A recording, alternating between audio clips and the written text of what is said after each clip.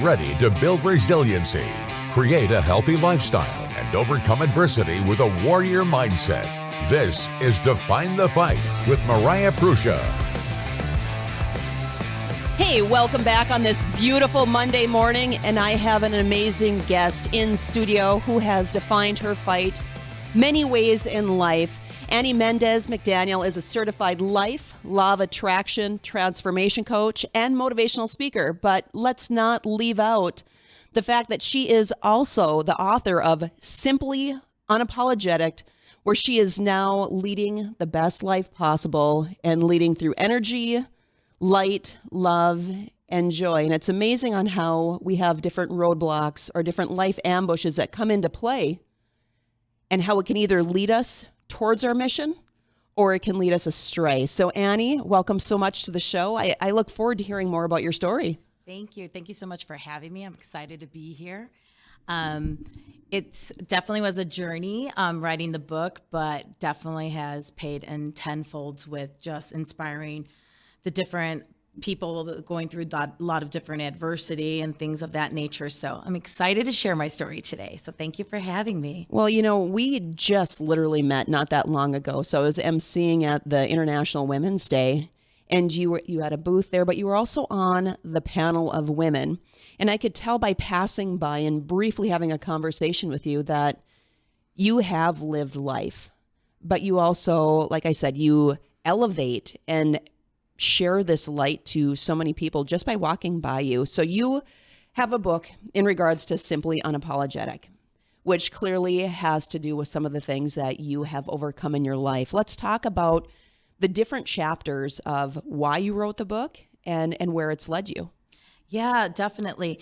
Well, I thought I would start the book when I was in my 20s because I started to see that stuff from my childhood was seeping into my adult life. So the book is from the time I'm 20 to 35. So I had been through abuse, mental, physical, up to the age of 30. And the common denominator was me. So I had to do some really deep soul searching and figure out what I can do to get out of what felt like this big mud, like this sand pit. Like I was never going to get out of this. Like it's almost like when you're going through these types of things in life, for one, when you are abused, you're shocked that it's happening to you. Like you can't even believe this is your life or that you're repeating the cycle. And there's so much shame attached to that. And you're just trying to live your best life, but you're just thinking, this is my life. I can't get out of it. And I think there's so many people in my situation now who probably feel stuck, feel there is no way out, or this is the cards that's been given, and this is what I have to live through. And the thing is, I found out that you don't. Like, it's literally a mindset, a choice. As easy as it sounds, it really is a choice. And by choosing to become the victor and not a victim, and changing the mentality through, of course, law of attraction, which saved my life. So 17 years ago is when I hit the reset button, said, let's go to work. I got a lot of work to do. When you talk about the circle and you talk about the cycles and you talk about being able to identify abuse, I'm going to circle back to, I was in a situation, right, with my past, with my ex. And sometimes I don't think you truly recognize that it is abuse.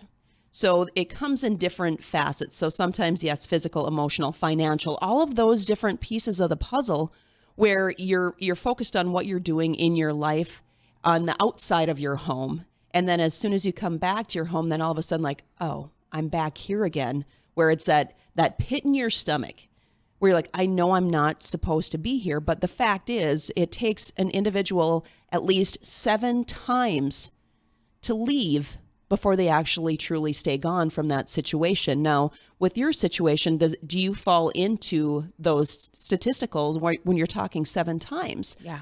Play that out a little bit, Annie. Yeah. Oh, 100%.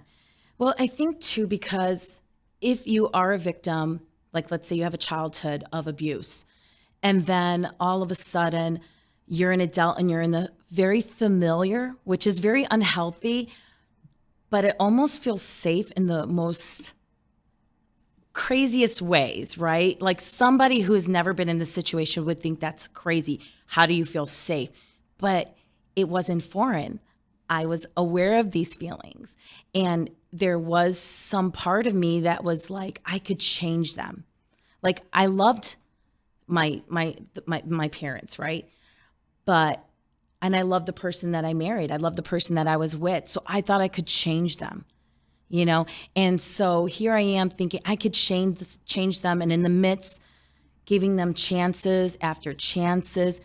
But I will tell you, the longer you stay, you position yourself into worse circumstances than you can imagine, you know, where there's a point where like you can teeter-totter, like after I had left my first marriage and went on to the next, it just got more dangerous and more dangerous, where I was just like, oh my gosh, like, what is it going to take for you to see that you're worthy? What is it going to take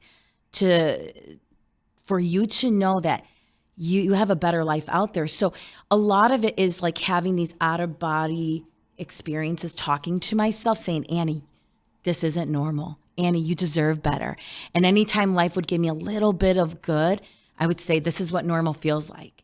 Even though it felt so not right in me, because I didn't know what healthy meant or felt like, because I had been living this life for so many years. It was all about fixing these people. Well, and it's defining what love is. So if you are brought up in what you feel is love, and then you start seeing different images or having different conversations with some of your friends, and they're saying like, this isn't healthy. But in the case of, if you are brought up in chaos, you're going to gravitate towards chaos. But if you're brought up in calm, you're going to easily gravitate towards that. So it's really hard for your mind to determine, is this actually unhealthy or not? Or is this love? And I think for a lot of women too, it's what does that look like? And, you know, what are you calling for? So you talk about the law of attraction. You know, the energy that we put out is what we feel clearly that we want to receive. But sometimes that isn't the case. Mm-hmm. Sometimes it's different because we haven't unblocked different traumas from the past to release into the present or into the future. Absolutely. I mean, 100%. And I think like deep down, when you don't have something, you crave it. So for example, I always knew what I wanted, what I craved and desired deep, deep down, but getting to it felt like this crazy summit, this path, this peak that wasn't meant for me, because people in your situation don't get those lives. You don't get that fairy tale ending, right? So it was more or less like when you get to the point where like, wait a minute, why can't I have that? Why can't I? I'm literally limiting myself. And yeah, I think we attract people, we mirror people who are going through similar pain, because we identify things in each other, whether we realize it or not. And so we're these two broken people trying to fix each other with nothing but a handbook of a chaotic mess, you know? So it's going to be a disaster if there's no work done within ourselves, because the truth is we can't save anybody. You have to be able to save yourself. And you have to at some point say that you're worthy of saving yourself. You're worthy of living the best life possible. You're worthy of being in a healthy situation. You know, I think like as a kid watching the Brady Bunch, like that looked like the perfect, you know, family. So we had these role models, but it always felt like, for me at least, I didn't fit that narrative. Like I would cope with comedy, laughing. I'm a huge class clown. I love to laugh. So I would be the class clown in high school, in college. Like I'd make everybody laugh.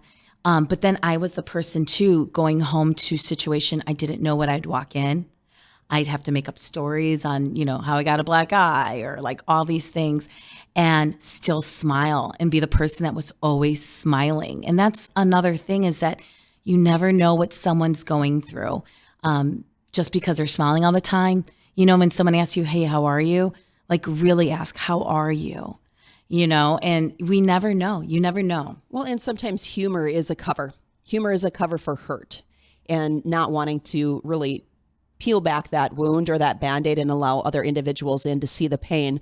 Defining self-worth, and there typically is a moment in an unhealthy relationship where you just know that you have to abandon ship.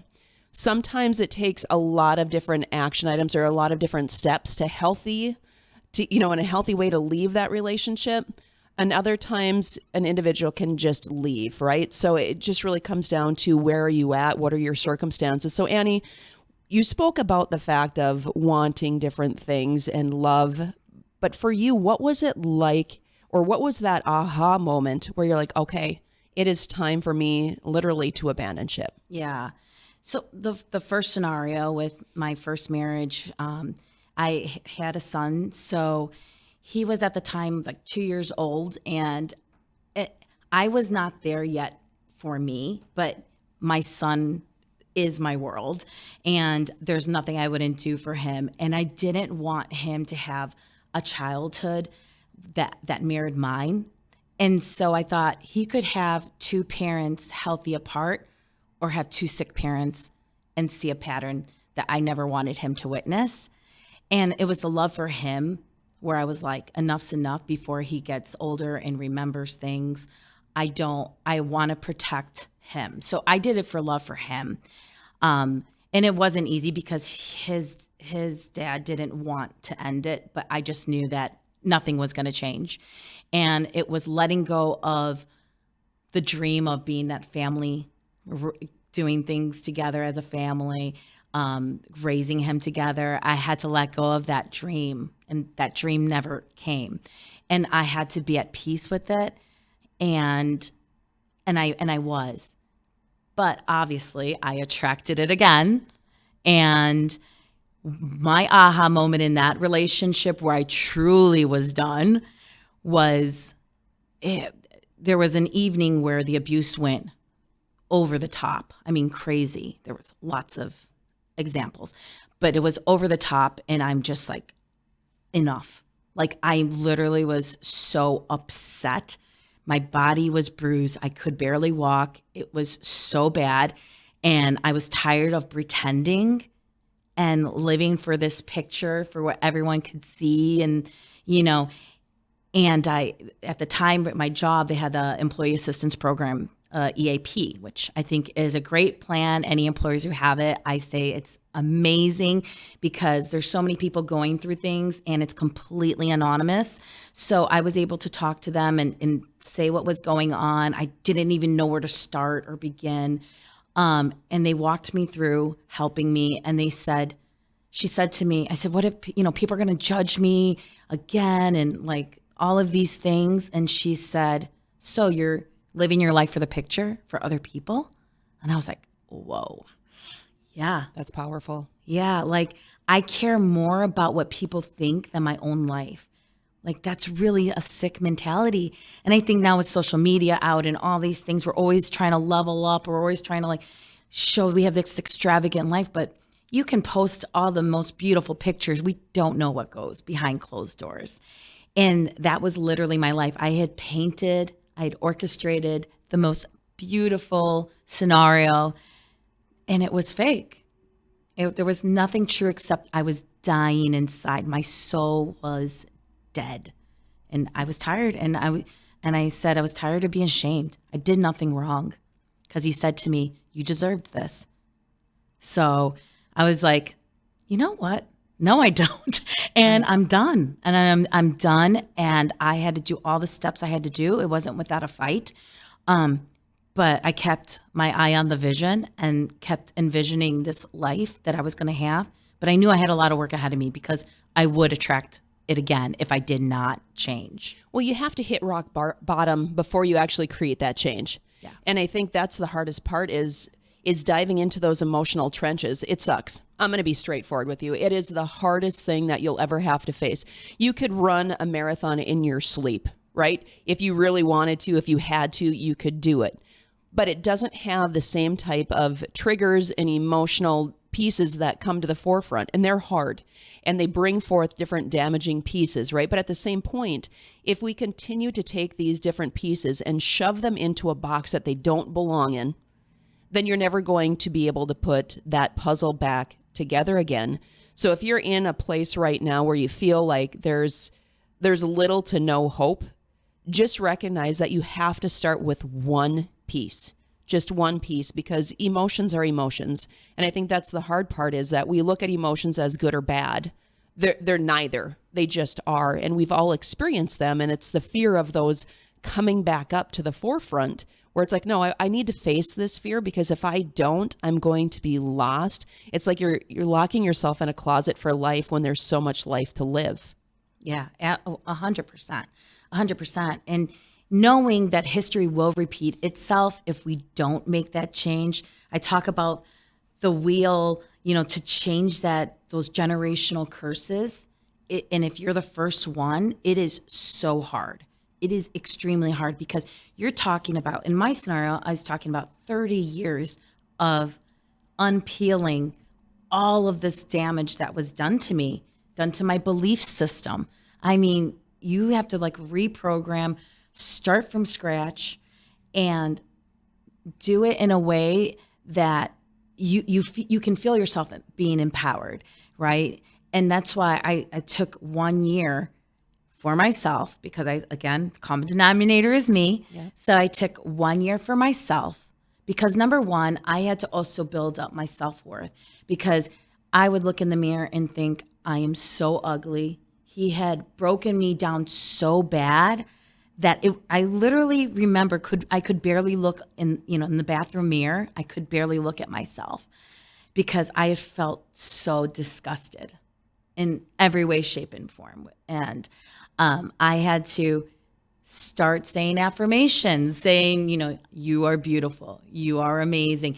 And it felt so weird and uncomfortable, but change means you have to get uncomfortable. And once I allowed myself to get uncomfortable, 30 days, 60 days, 90 days, I started feeling it. I started feeling like, hey, you're not so bad. I would date myself. I would take myself on a romantic date. I'd buy myself flowers. I'd put some candlelight. You deserve this. And I would constantly say, you deserve this. You deserve this. And I remember, I would toast to myself, like, you're amazing, and I would do this for 1 year. And during that 1 year, I could not date.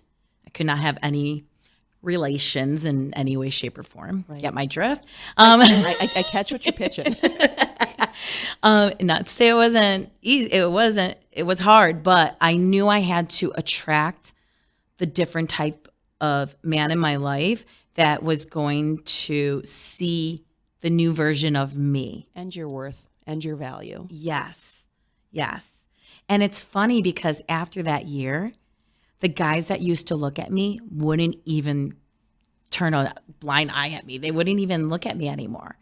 And I started these really nice guys where I was attracting, but it was hard because it felt so unfamiliar, where I was trying to find excuses to not continue with them, because it felt so uncomfortable. It wasn't what you were used to. So if it's something completely out of the norm for you, now you're retraining your mind, right? And including your value and your worth at the same point, right, where the individuals that used to be attracted to you now see that you elevated to a different level of confidence that they weren't able to resonate with you because the energy didn't match. Right. And now you were attracting individuals like, okay, we're ready to ante up here. But at the same point, it's scary. It's scary. Yeah. Oh, yeah.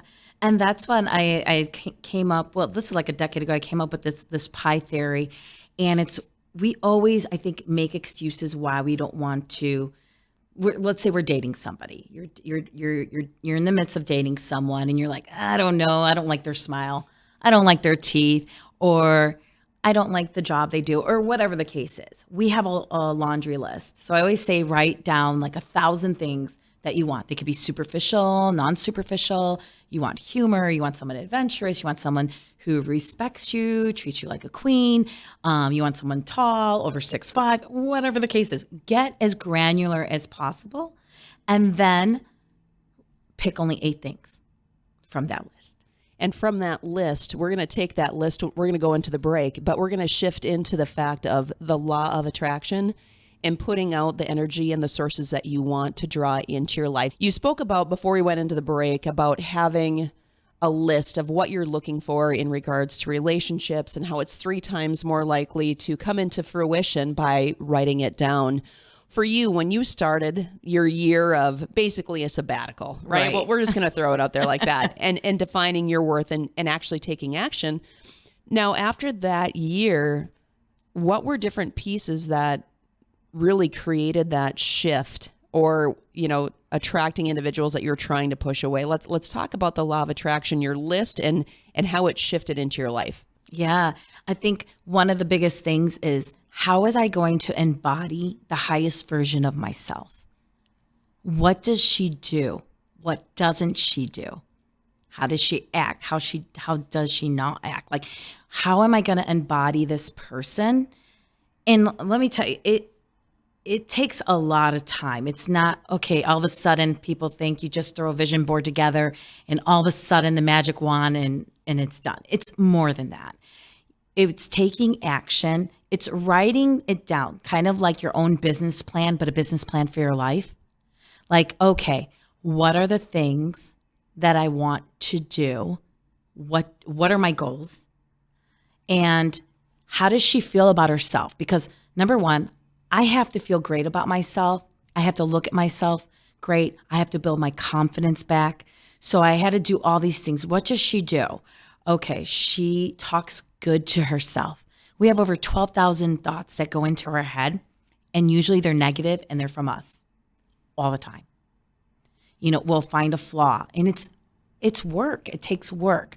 So it was finding things that I liked about myself. So let's say, for example, it could be your eyes. Your eyes are beautiful, right? And starting with the things you feel good about yourself. So if you're standing in the mirror, what are things that you love about yourself? Do you love your hair? Do you love your smile? Your elbow? Like, let's get granular. Like, some people don't have elbows. Hey, I can honestly say that I've never said, man, you've got a nice elbow. Let's start today. Hey, I've thrown elbows. I don't know if that counts or not, but You have one powerful elbow. So it's just like getting really granular into all these things that are beautiful about us that we don't say. So writing that down, and then writing down what I saw for myself and how was I going to live on purpose versus just taking up air and just doing the same mundane thing over and over again. Like, I wanted to live on purpose, and I feel like I think I can say this for a lot of people. If you have a story, there's a reason. You are meant to share your story. You're meant to reach an audience that I can't reach, that you can't reach. You have a story that only you were meant to reach that audience. And like, it's so hard being vulnerable, but when you do and you see the impact, it is worth it. And so just writing down all the things that I wanted, including, for example, my work atmosphere. I want to plant. I want to walk in, people are smiling, in good mood. So at the time when I was going into an office, I had envisioned having the best boss in the world. I mean, I wrote down all the things using also the pie chart. I wrote down 1,000 things, and then I broke it down to 8, my non-negotiables. Because, for example, when we're writing this about a partner, how many times have we said, oh my gosh, I met this guy, I met this girl, they're amazing, except, but is that one piece of that pie we make an excuse for, and then we always regret it. So these are non-negotiables. Like, if they don't have 8 out of 1,000, like, and also for somebody who is saying maybe they don't have the best teeth, we'll just say. I mean, I think teeth are important, but let's say someone, but let's say they have all the things, but you didn't write down that teeth, that's important to you. Well, so really think what really is important. And it really helps you take away from being shallow. Or maybe like if you want someone tall, great, but that's one of your pies. But think about what is truly important to you. Like, and then the person that you're dating, do they have those qualities? Are you attracting it? Because with the law of attraction, your frequency of your vibration you're going to also see if you're aligned too, if you're aligned with your if you're aligned with your change. Like I said, I started attracting a different type of people in my life. Well, that was because I was doing the work. So energy reads energy. Well, and I think it's important for people to also put down on past relationships. What were the commonalities that you had with your exes? Because, when I went back through, most of the individuals that I had dated were from my hometown area. So I'm like, all right, I need to cut that cord because clearly that cord wasn't working for me. So then it's just shifting. So, you're talking about creating, what are you looking for in a relationship? And what I would say is go deep. Go deep with what you want in a relationship, because if you're 20 or if you're 30, 40, wherever you're at in your life, people shift. Gravity comes into play for all of us, right? Yeah. So when I'm 80 years old or 70 or whatever it may or may not be, it's being able to have an active conversation and enjoy one's company, where it turns the relationship, it becomes more companionship in a different way. So really with a clarity, yes, teeth, eyes, whatever you're looking for. But at the same point too is look at what are their values and what are their morals, because they should coincide with yours. And if they don't, then that's where you need to say, okay, this just really is in alignment with the direction I want to go with my soul. Yeah. And it is very true. You want to go in deep. And like, for example, addiction to anger, addiction to, drugs, like things like that. Like you want to really get granular to what you want, because you can meet the most perfect person, but then they have a gambling problem, right? So you need to really think about what's important to you, and also what's important to the new life you want to create. So I'm a world traveler. So finding someone who's adventurous is so important to me. So you really do have to dig deep. And also, like you said, searching in different places. Like, is my dream guy going to be hanging out at, A, B, and C, or where are they going to be? Are they going to go on a trip, or are they going to be in another, just put yourself in different scenarios, so you can find that person who is completely different than your past, because that is the thing. Obviously, what you said, what we did in the past doesn't work. So we have to do something new, and we have to do something opposite. Well, and I think for those individuals too that are listening right now, is I think sometimes we feel like you need to dive into a relationship to complete yourself. Right. So if you are an individual that just got out of a relationship, Annie was mentioning too the fact of taking a year of not being with anyone.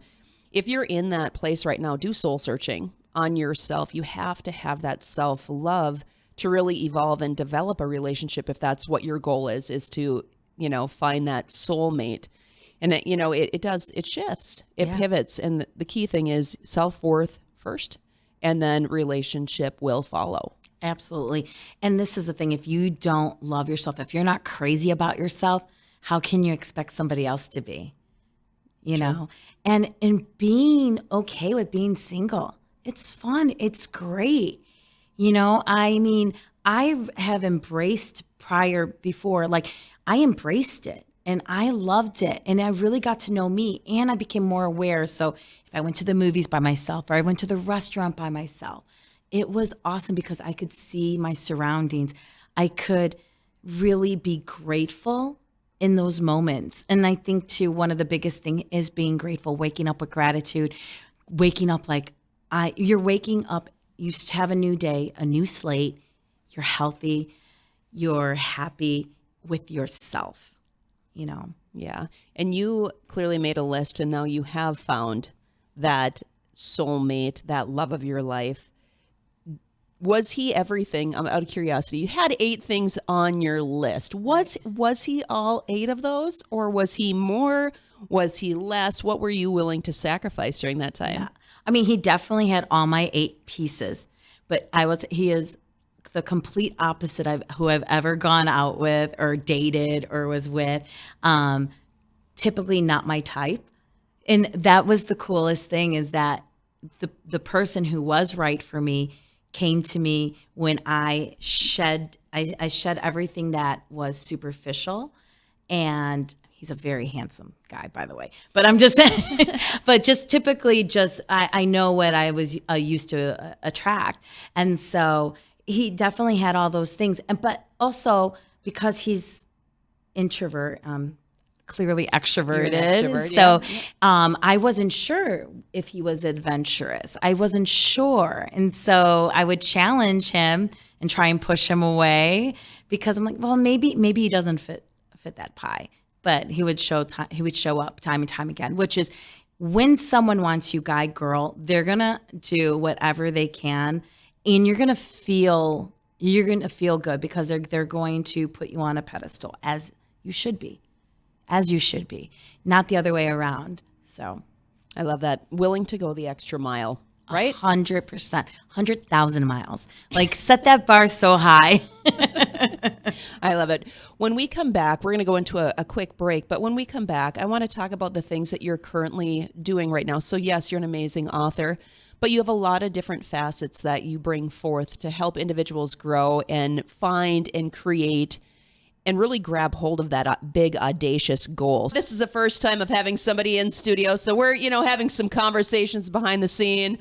I get a point. Hey, like, Mariah, you're coming up. Here we go. Well, we're coming in hot. So that's how we're going to roll with it. Annie, you do a variety of different things in regards to coaching, helping individuals navigate and go through their belief system. So let's dive into what you're currently doing right now and then, lead into where individuals can find you at the end of the show. Absolutely. So basically, a lot of my clients come to me. They want to change their belief system. For example, maybe they were told when they were younger that they weren't good enough, they weren't worthy enough, or they've been through similar situations like myself, or they don't understand why their current actions are pushing away people or not attracting the right thing in their life. So a lot of times too, what we do is I help them reprogram their belief system, getting a new belief system so they can walk on this planet, living their best life and having their aspirations into something tangible, a tangible reality. Also, like if someone's going through divorce, it's hard. It is so hard. And starting over is never easy. So a lot of times, a lot of my clients come to me, they're going through a divorce or they want to get out of a divorce. Other times it's confidence. And another big thing too, because I am a world traveler, so I have been to over 90 countries, all 7 continents. And people are like, how do you do that? I want to live like that type of lifestyle. I want to be nomadic. I want to do all these things. And so I help them build a roadmap. Like, what are you doing to attract that lifestyle? Like, you don't need to have $1 million to do that at all. And so they're like, wait, what are you doing? How did you do that? So a lot of times my clients come to me because they just want to dream bigger, because I always say, it's not your thinking that's too small. Your dreams aren't too big. Your thinking is too small. So we want to change your thinking, and we want to rewire the way you think, the way you walk, and put you in the highest vibration. So, I had a life coach, and it was more so like a business coach years and years and years ago when I was starting my gym. And what I didn't realize is when I was working with that coach that it actually had a lot to do with the relationship that I was in and other different pieces, right? When you're talking about belief systems, so on and so forth. But they brought forth, talking about the law of attraction. You had off air, we were talking about the fact of the menu. Are you the person that looks at the menu and like, oh, I really want this, but it's too expensive, I'm just not going to do it? Now, clearly, yes, you want to live within your means, but you also don't want to live to the fact that you're pushing away different things or the flow that is actually going to be coming your way. Right. I know that there were times of hardship also where I was like, oh, I don't want to spend. But at the same point, the life coach or business coach actually said, well, Mariah, if you are hanging on to your finances with like a death grip, what you're actually doing is blocking any potential of, financial gains coming in. So you have to loosen the grip, let go of those strings a little bit and allow the flow to come into life. Because if you are living in scarcity, like you're scared of when the next thing is going to come in, then all you're doing is stopping it from coming in. 100%. So many times we're doing every day, we're talking like, I don't have enough money, I don't have this. We're living in lack and scarcity, and we're putting limitations. And so we're not allowing that money to come in. We're just putting like a bolted door, and you're like, no, I'm not. You are. And so, even the simplest things like, how is your wallet? Are all your bills the same way? Do you respect money? Because it's those little forms of things that show where you are in life with your money, right? It's the same thing with like you said too, when you're going into the store, you can even go to a store where you know you can afford. Let's say it's not a crazy high-end store, but you're going to go in and you're going to find something that you like, and you're going to feel so good about it. When the bill comes in the mail, instead of, oh God, not another bill, I would write thank you, an exclamation point and a smiley face, because guess what? The homeless person doesn't have an address for a bill to go to, and I have a mailbox. How cool is that? Well, you know, right? and I call that fan mail, because it's like, hey, I'm getting fan mail every month. This is great. You know, clearly they like me. That is amazing perspective. Yes, fan mail, absolutely. Even like, you know, I always tell people, like, they're like, I want this better life. I don't see it for myself, right? But 9 out of 10 times, it's the way you talk. The way you talk is so powerful. Your words have weight. There's energy. And that's why it's so important to watch what you say. And even a lot of times people will say, well, I feel like I'm not faking it till I make it. But it's you're living your dream. You are embodying that version. That version would talk that way until it happens. Until one day you're standing and you're looking down at your feet. You're like, oh my gosh, it's me. It's so cool. Well, when it comes to words, it's using your words to empower instead of take power. And I think that's the key thing, is it's releasing that energy. You have a lot of different things that are clearly going amazing for you. I couldn't be more proud and honored to have you on the show with the law of attraction, the transformation. Clearly the story resonates very well with my own different circumstances, but at the same point, it's important for individuals who are listening to the show too. If you are currently going through an unhealthy relationship, make sure that you're tapping all of your resources, whether it's the Rape and Abuse Crisis Center, the YWCA. There's a lot of different organizations that are out there to help you leave the relationship, but in a way that isn't leaving you scared or harmed. Right. Is really one important thing. But when individuals are looking for you, Annie, if they're looking for that individual coaching, changing and shifting their belief system, Sure. How can individuals get a hold of you? So you can go to my website, atlas2recreate.com. You can also email me at atlas2recreate@gmail.com. You can also find me on Instagram at travelbugannie, and I'm also on Facebook at atlas2recreate. But yeah, and I'm the last thing I do want to say that I am working on that I think will help a lot too is a book called Your Attitude Sucks. So it will have a lot of keen things on your vibration that you're bringing to certain things you want in life as well. But yeah, Now, in regards to Simply Unapologetic, where can individuals buy and purchase that book? Absolutely. So you can go on Amazon. You can Google anywhere where books are sold. Currently, if you're in Fargo in town, you can go over to First Avenue. They have their book handy there. And we are also starting downtown Fargo, but we are also starting a book club that starts next Monday at the Daily Dose in West Fargo. And there are books available there to purchase as well. And I would be honored to give you all a signed copy. Awesome. Well, I'm glad that you're living in Fargo. It's a great community and that you're growing and clearly expanding your reach with amazing individuals in town. Again, if you are looking for changes in your life, creating that positive change, the law of attraction, and so much more, check out Annie Mendez-McDaniel, Simply Unapologetic. Also, go to her website, atlas2recreate.com. Thank you so much, you guys, for joining Define the Fight. Together, we're here to win the fight.